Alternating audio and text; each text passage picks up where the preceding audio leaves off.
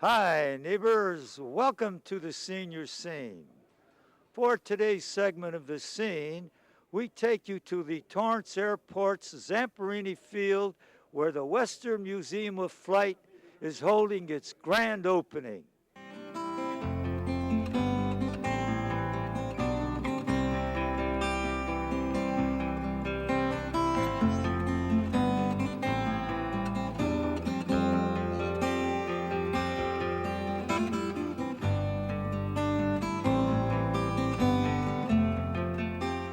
In a sequel to a recent open house, the Western Museum of Flight celebrated its grand opening with visitors able to view an extensive collection of aviation artifacts, along with an up-close look at a myriad of vintage aircraft on the tarmac and in flight at Zamperini Field.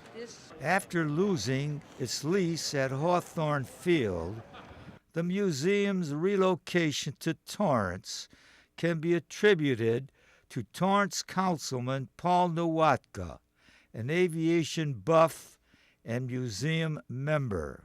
The Western Museum of Flight is a nonprofit organization chartered as an educational foundation. Its mission is to preserve the heritage of the aerospace industry in Southern California and to teach people about its pioneers. This day today is just a beautiful, gorgeous day. The sun has come out now. We have over 40 warbird airplanes here, the most beautiful DC-3 you'll ever see. This is an F-5 behind me in the picture. We also have a Saberjet P-51 Mustangs and many, many, many important airplanes. We're also very pleased to have Louis Zamperini joining us here today. The field is named after him. At precisely 12 noon, Torrance City Councilman Gene Barnett opened the day's celebration with the following remarks. And it's my distinct pleasure and an honor to welcome you here to the grand opening of this fabulous facility, the Western Museum of Flight. Mr. Barnett then called upon Museum Director Cindy Maka. Although our Board of Trustees and our dedicated volunteers have given their time and talent to create this educational and cultural institution that is the Western Museum of Flight, none of our work could go forward without the rock-solid support of the City Council, the Mayor, our generous donors, the community, and our dedicated volunteers. I look forward to sharing our future with all of you. Thank you. Bill Sutherland, Torrance Mayor Pro Tem, followed Cindy with these comments. I'm excited to be here, and I'm sure many others are excited also. With the museums locating to Torrance, West Museum of Flight is providing our community with the exciting, enriching, and historic perspective of flying back in time with those warbirds and famous airplanes. It's rare for us to get a chance to capture history, to feed our curiosity on which it must have been like in the past.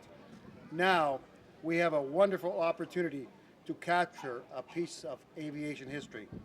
We now have an opportunity to rediscover what has influenced our present, and I hope that we can remember those lessons to continue to help us shape our future. Again, on behalf of Mayor Frank Scotto, the Torrance City Council, and the entire city of Torrance, we are very proud and very happy that the Western Museum of Flight has chosen Torrance as its new home. Thank you. Thank you. Torrance rocks. After being introduced by Mr. Barnett, California State Assemblyman Ted Lieu added these words along with a certificate from the State Assembly. You know, I love airplanes. It's one of the reasons I joined the Air Force, and little did I know I'd be stationed at Los Angeles Air Force Base where there are no airplanes. So now I can just come here and look at all these aircraft, and maybe I'll ask if I get my reserve duty assigned here. But even though the airplane was invented in Ohio, it was in Southern California where it really took off. From the air shows here to Hughes Aircraft to all the aircraft manufacturers, it was Southern California that put the airplane on the map and made it global. And even today, we have Northrop Grumman in the South Bay, we've got Boeing, We have lots of component manufacturers, and so the South Bay really can take a lot of credit for making the aircraft what it is today. And I can think of no better fitting place than Torrance to house this terrific Western Museum of Flight. Thank you. A representative from the office of California State Senator Jenny Oropeza, along with a representative from the office of County Supervisor Don Knobby. One of the highlights of the ceremony was the introduction of Torrance's own Captain Louis Zamperini, a former World War II bombardier on a B-24 bomber, along with the World War II P-51 Mustang pilot, Lieutenant Colonel Bob Goebel, who is credited with 11 kills, making him a flying ace. This ceremony was culminated with a ribbon-cutting ceremony performed by Torrance Mayor Pro Tem Bill Sutherland and Museum Director Cindy Macha. On completion of the ribbon cutting, it was time to meet some of the pilots, along with viewing the vintage aircraft on display. I'm 86 years old. And I understand you are a World War II pilot. Yes, I was a World War II pilot. I flew with the Mighty 8th Air Force. I was a co-pilot on a B-17 flying out of England. How many missions? Our crew flew 32 missions in just 77 days, and we had no injuries. I understand that you still do some flying at age 86.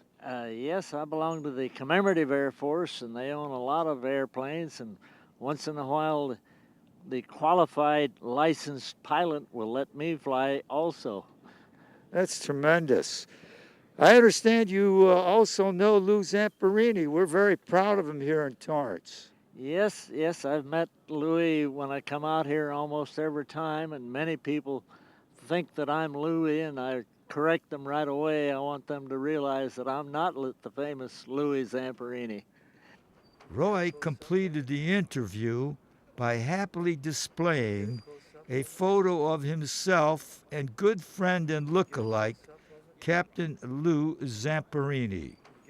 Merely by chance, I spotted Captain Zamperini in the cockpit of this C-53 Sky Trooper. We always wanted to have a museum here, and there was just no way to put one together. We didn't have any museum paraphernalia, and every year I went to the Hawthorne Air Fair and saw the great museum there, and then when the situation took place where they had to move, I was hoping and praying they'd move to Torrance, and here they are. So now we have a museum, and I want to be part of their function, and I donated some old aviation books today, and I hope to find more stuff for the museum. In the meantime, what I do now, I speak to mostly troops. I go to Heidelberg, Germany every year. I speak to 80,000 troops and their kids and the families, and then I have a steady speaking engagement with the Marines at 29 Palms. So I go there every graduating class, and trouble is with the military, they want you to speak 2.5 hours. The C-53 Sky Trooper is a light cargo craft that was used to tow gliders and drop paratroopers. It's a true Douglas C-53 Sky Trooper. It was developed from the famous DC-3 primarily to carry paratroopers and tow gliders. It was developed primarily for the D-Day invasion of Europe. The airplane came off the Douglas Santa Monica assembly line on July 6, 1943, trained with the 101st Airborne, then went over to England and flew 3 sorties over Normandy on D-Day. The markings on the airplane are the same markings as the #1 airplane that dropped the troopers into St. Mary Glace on June 6th. Following the D-Day droppings, it participated in 3 other missions over Europe: Operation Market Garden, the drop over Bastogne during the Battle of the Bulge, and the drop over the Rhine. Following the last drop over the Rhine, it was converted to carry the wounded out and made into an ambulance airplane. Following VE Day, for some strange reason, it was given to the Marines. They took it out to the Pacific and got it shot up a little bit. When it came back into the United States, it was repaired at a Navy base, even though it's an Army airplane. So some of the data plates on it are R4D, which is Navy designation. Is it still serviceable? Is it being flown? It has been restored to flying condition and to look exactly like it looked on D-Day. The airplane is currently in the air show circuit. It's owned by the Commemorative Air Force in Midland, Texas, assigned to the Inland Empire Wing in Riverside Municipal Airport, California. Just adjacent to the C-53 was a DC-3, whose counterpart was in the D-Day operation and was also deployed in the Korean and Vietnam conflicts. In addition to numerous prop-driven trainers that included the T-6 Texan, an advanced trainer with a speed of 208 miles per hour and a range of 730 miles. The T-34 Mentor that was used in training naval pilots, the T-28 Trojan, a fixed-wing, piston-engined military trainer, and the PT-13 Starman Navy trainer with a speed of 124 miles per hour. There were 3 L-29 military jet trainers flown in for the occasion. Note the shrill noise as the jets taxied to their position on the flight line. One of the more glamorous jet planes that is now a permanent fixture here at Zamperini Field is the newly arrived F-5A Freedom Fighter. This lightweight supersonic fighter aircraft was designed and built by Northrop Aircraft. It entered service in the 1960s and was used primarily as a trainer. It was towed to Zamperini Field in the dead of night, courtesy of Van Lingen B&H Towing Company. The fighter was escorted by Torrance police from El Segundo's Northrop Grumman facilities through the cities of Hawthorne and Lawndale to its Torrance destination. I understand you've donated your services to the museum. Yes, in fact, we did. My sons and myself, and we all came out here early this morning to get this done. Good morning, Art. Quite an event here. Yeah, I had to get up really early this morning for this baptismal tow with Van Lingen for our F-5 Freedom Fighter. Isn't it great them donating all of this? It is fantastic. He also fixed our golf cart for us. Tell me a little bit about the upcoming Blue Ribbon ceremony. Well, our grand opening will be held this Saturday, November 11th, from 11 to 3 right here at Torrance Airport. And we have about 40 aircraft coming, vintage warbirds, and some notable veterans from World War II, authors, and historians. 2 additional permanent residents of the museum are the F-86 Sabre jet, the main fighter during the Korean War with a speed of 685 miles per hour and a range of 1,200 miles. The P-51 Mustang is a long-range fighter and was used as a bomber escort in raids over Germany. It has a speed of 440 miles per hour and a range of 1,000 miles. What is thought of the Mustang? Let's listen. This airplane was actually built in 1944 at what was Mines Fields, and it's now LAX. And this is the fighter really that made it possible for the bombers to make it all the way to the targets in Berlin nonstop, because they had the range to do it. The previous fighters would get to the target, but then by the time they got there, they were out of gas. So when this came along, because it has a 2-stage blower, it was able to go to real high altitude, like 40,000 feet. and have the long range.